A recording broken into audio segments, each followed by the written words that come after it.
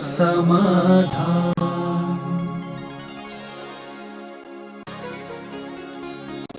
नमोस्तु गुरुदेव। भोग भूमि से जो लोगों को कल्प वृक्ष से सामान मिलता है, उसके पुराने हो जाने पर क्या करते हैं? पुराना होने पर तुरंत जैसे उनकी इच्छा के अनुसार मिलता है, और जब उनकी इच्छा से उतर जाता है तो विलय को प्राप्त हो जाता है। जैसे उन्होंने नया कपड़ा लिया, पुराना कपड़ा जैसे ही छोड़ा तैसे ही वो विलय को प्राप्त हो जाएगा, उसका कोई अस्तित्व नहीं रहेगा। नमोस्तु गुरुदेव। 4 माह की गर्भवती महिला क्या पंच कल्याणक में इंद्राणी बन सकती है?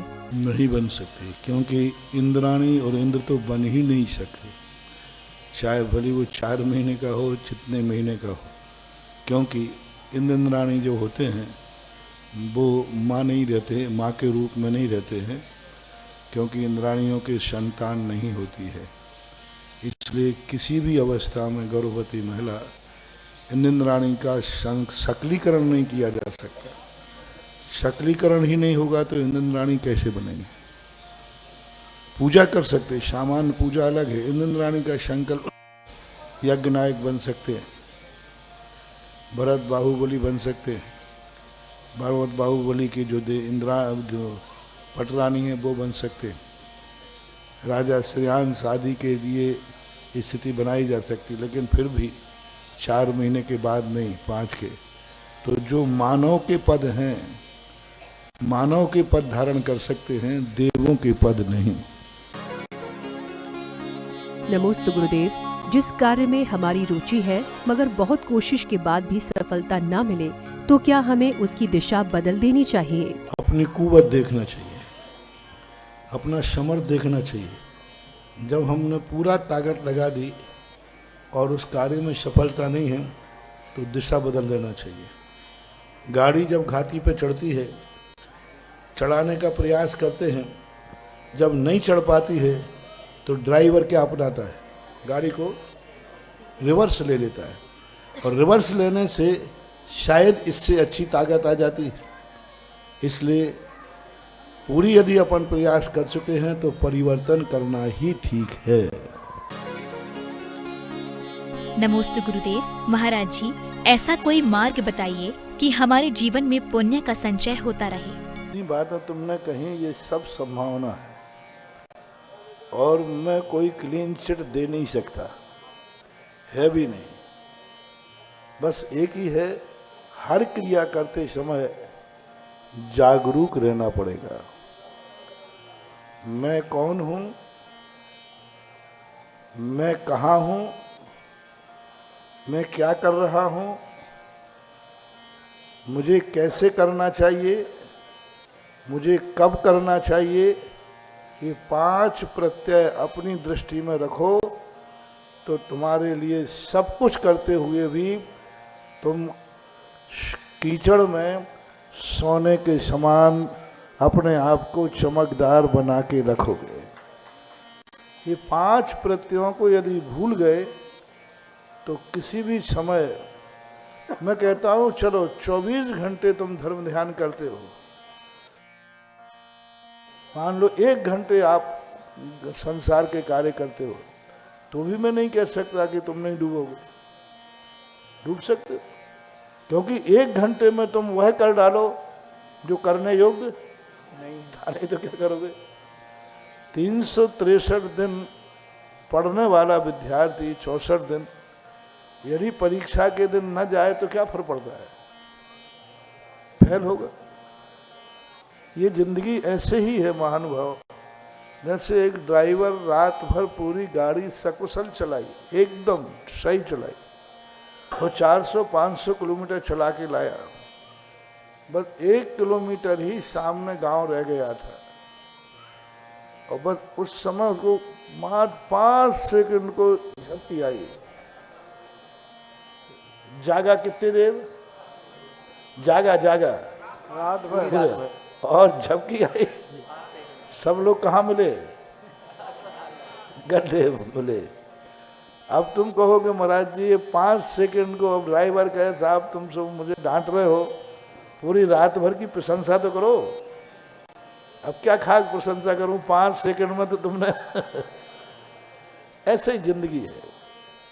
कुछ नहीं कह सकते कि हम किस सेकंड में किस समय कौन सी गति का बंद कर लें और कौन सी आयु का बंद हो जाए। अर्थात यही जागरूकता है कि हमें हमेशा जागृत रहना चाहिए।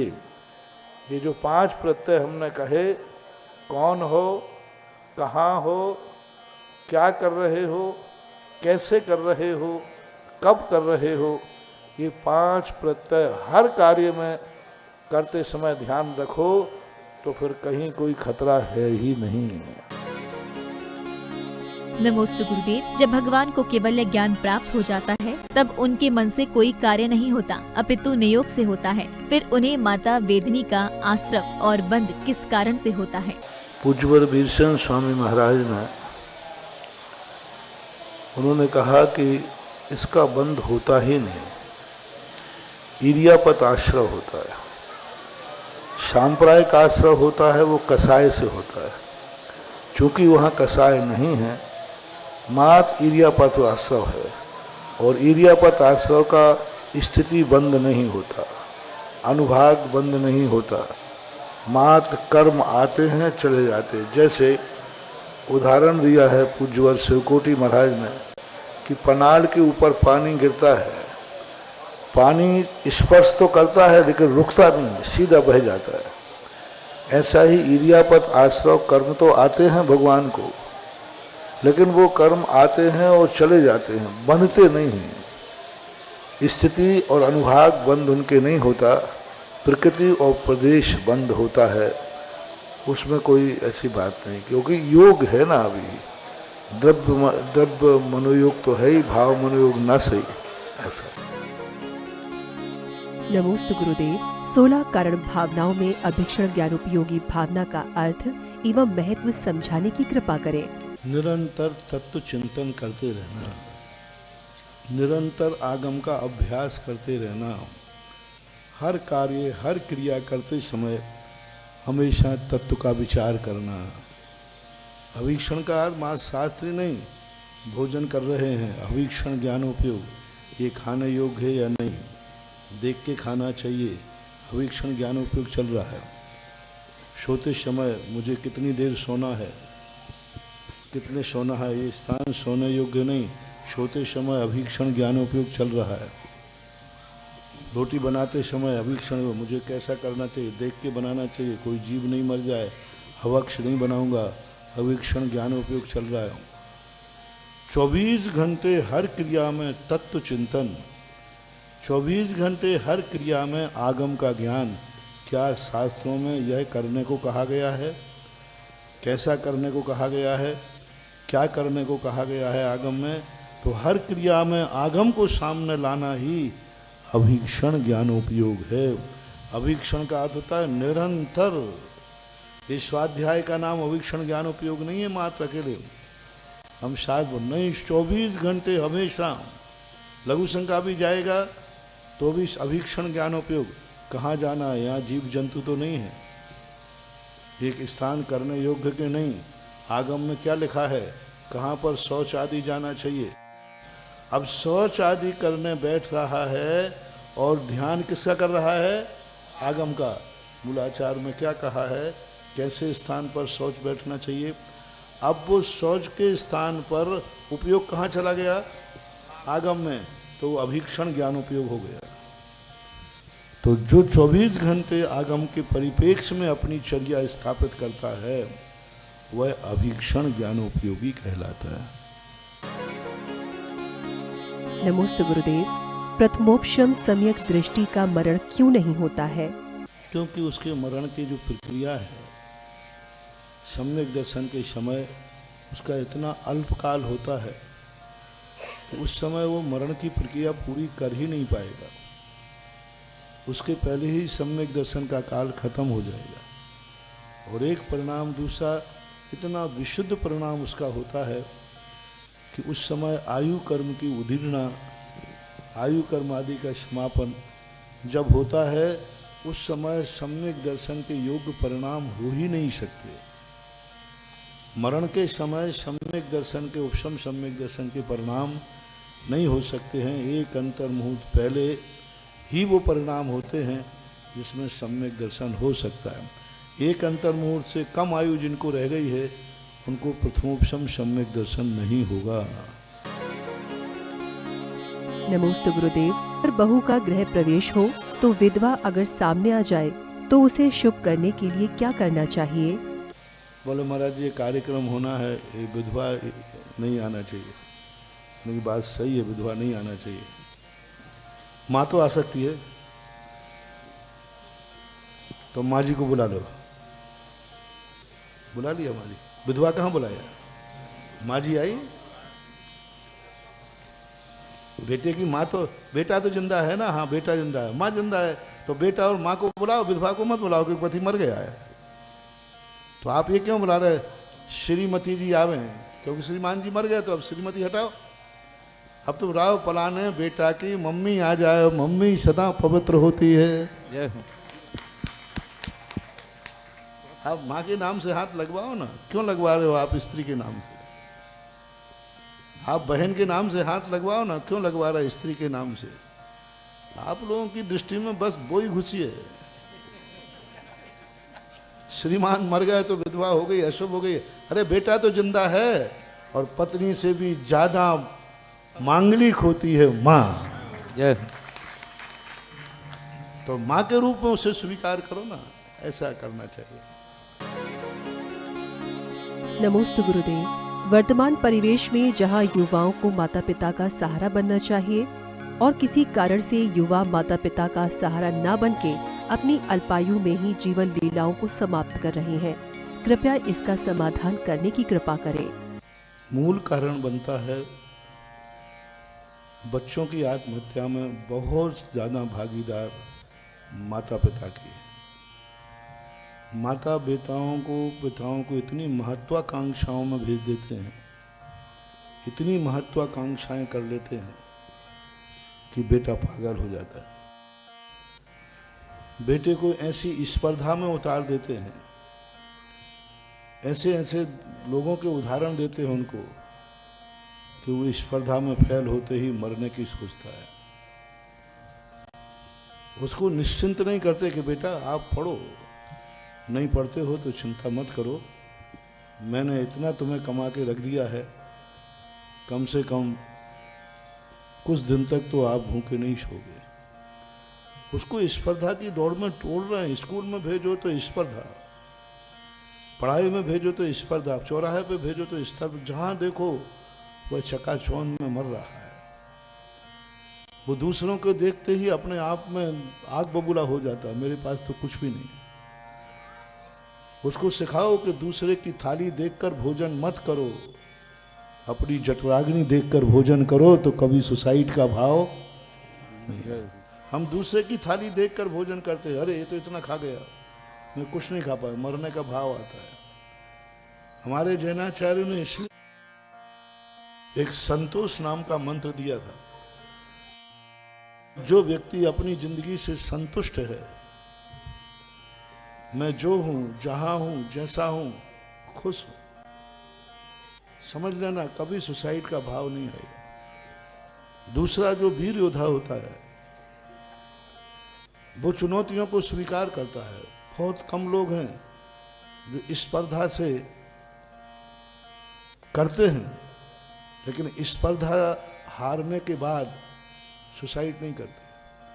चाणक्य ने एक नीति दी है, बहुत अच्छी नीति दी है।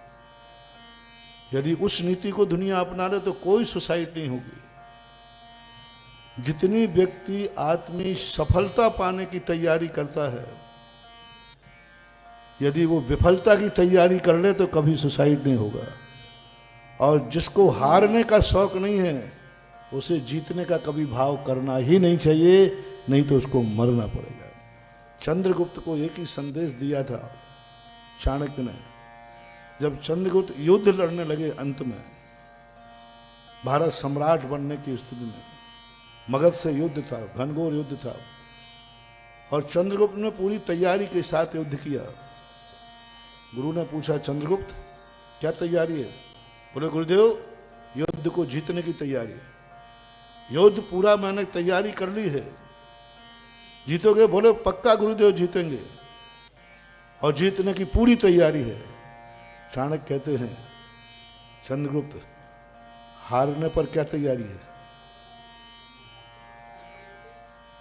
हारने पर क्या तैयारी है? हारने की क्या तैयारी है? बोले गुरुदेव जीतूंगा, पक्का है, हारने का सवाल ही नहीं। आप क्यों ये अशुभ शब्द बोलते हो? बोले नहीं, हारने की क्या तैयारी है बताओ। जीत गए तो विजय मनाओगे, जीत गए तो पताका करोगे, जीत गए तो बाजे बजाओगे, जीत गए तो ये करोगे, हार गए तो क्या करोगे? सेल्फास। हार गए तो क्या करोगे? चंद्रगुप्त ये बताओ, वो तैयारी बताओ, तुमने क्या तैयारी करके रखी है? बस हर चीज में हर व्यक्ति हारने की तैयारी कर ले, जाओ उसे जीतने का खेल मजा दिखाएगा, कभी कुछ बिगाड़ ही नहीं सकता। जय हो। कोई कहे क्यों हार फेल हो गए? बोले मैंने फेल की पहले ही तैयारी कर ली थी। यही महावीर ने हम साधुओं को सिखाया। तुम्हारी क्या तैयारी है आज रात में? अरे कल जिंदा रहूंगा, रात में मर गए तो क्या तैयारी है? आप चल रहे हो, कहाँ जा रहे हो? बोले शिखर जी जा रहे हैं। मेंढक से पूछा कहाँ जा रहा है? भगवान का दर्शन करने। रास्ते में मर गए तो? बोले मरने की तैयारी है। अब बोलो कौन क्या बिगाड़ लेगा? कौन क्या बिगाड़ लेगा? मैं सफलता के लिए चल पड़ा हूं और नहीं सफल हुआ, मर गया तो मेरी तैयारी है, मरने की तैयारी है। और ये सूत्र जो चाणक्य का है और जैन दर्शन का जो संतोष है, ये सूत्र यदि हर व्यक्ति अपने दिमाग में बैठा ले कि तुम हर कार्य सफलता के लिए ही मत करो, विफलता भी मिल सकती है, उसकी भी तैयारी करके रखो। हम शिखर जी जा रहे हैं, पहुंचेंगे, लेकिन नहीं जा पाए तो क्या तैयारी? आप गाड़ी लेकर जा रहे हैं, आपकी गाड़ी 1 घंटे में झांसी कितने घंटे पहुंच जाती है? घंटे में? सवा घंटे में महाराज। सवा घंटे में। और नहीं पहुंच पाए तो क्या तैयारी? जंगल में यदि रात हो गई तो क्या तैयारी है? गाड़ी पंचर हो गई तो क्या तैयारी है? नई गाड़ी निकलते ही सबसे बड़ी नई गाड़ी निकली है, फिर भी स्टेप नहीं दी जाती है। गाड़ी नई है, पक्का है, लेकिन रास्ते में पंचर हो जाए तो उसकी तैयारी है, स्टेप नहीं है। सही है। पापो क्या बोलते? पांचा जी जी जी। तुम बहुत अच्छे कंपनी हो, कंपनी अच्छी है, गाड़ी अच्छी, सड़क अच्छी, सब कुछ अच्छी है, लेकिन एक 1 पॉइंट लिखो, रास्ते में गड़बड़ हो गया तो क्या तैयारी है? कोई चिंता नहीं, पाना है, खोल लेंगे। बस जिंदगी का ये पॉइंट बाबू सारी दुनिया के लिए दे दो कि हर समय निगेटिव की तैयारी करके रखो, तुम्हें कभी सुसाइड करने का भाव होगा नहीं और कभी तुम मरोगे नहीं, क्योंकि तुमने पहले से ही तैयारी। सुधा समाधान।